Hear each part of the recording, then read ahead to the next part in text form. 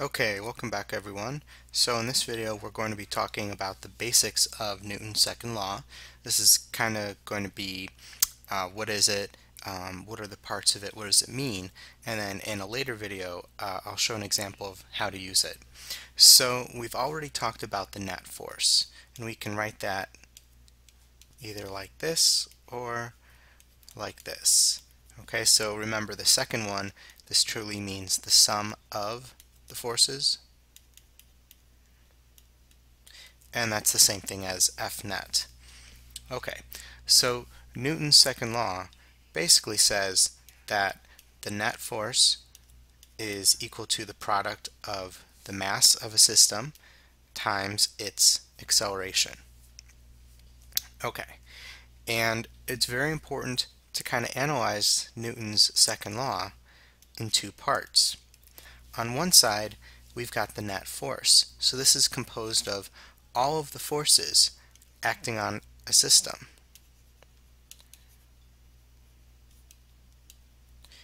And if that system is just one object, well, that makes it a little bit easier.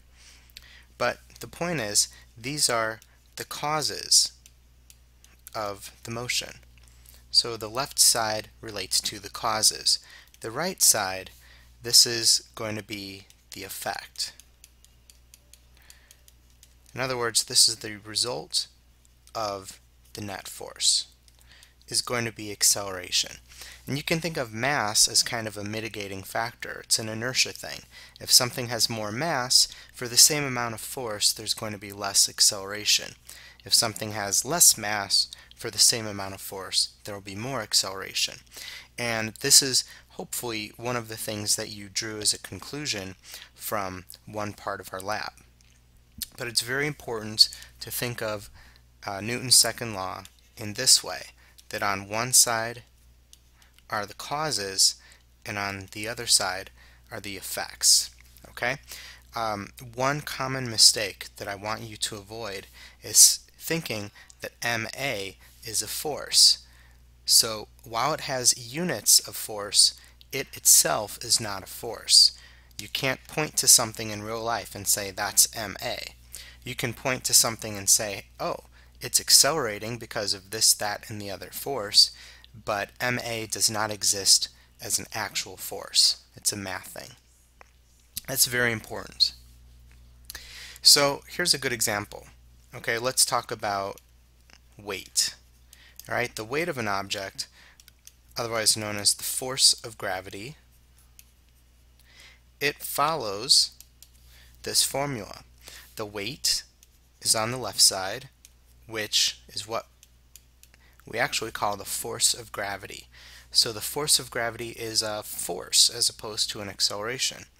On the right side, we can write an object's mass, and then what acceleration do objects feel if they are experiencing gravity? Well, close to the surface of the Earth, that's g, or 9.8. Okay, so this equation is the weight of an object. Okay, now it's very important to point out that this Fg right here is not F times 9.8. That's not what we mean. It's F sub g. It's the force of gravity. Like later on, we can talk about the normal force. We wouldn't say the force of normal, that's just weird, but that's how we write it. We can talk about the force of friction. Later on, we'll talk about an electric force. You can talk about magnetic forces. So any subscript that you put on a force just describes what it is. And in this case, for weight, we're talking about the force of gravity.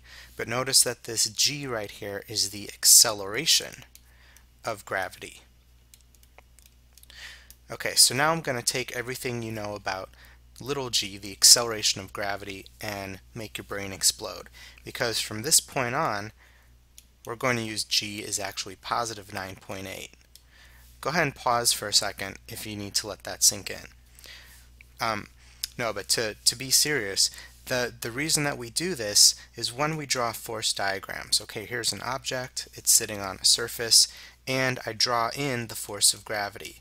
And then maybe I have another force, we'll call it the normal force from the table going up, and maybe we have a force of a push. See, there's another subscript, and maybe we have a force of friction. Okay, so all of these are forces that we draw on an object, and the diagram actually tells us whether they're going to be positive or negative.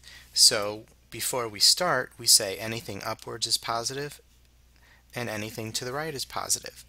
So the force of gravity is already going in the negative direction, and if I put in m times negative 9.8, well, it's just going to make a mess of things because it's gonna totally wreck the math. So really what we want to do is we want to remember that the negative sign meant down previously, and now we're just going to draw the force vector going down, so we don't need that negative sign. It's kind of weird, but we'll be okay. Okay, so in the next video I'll go through a short example of this.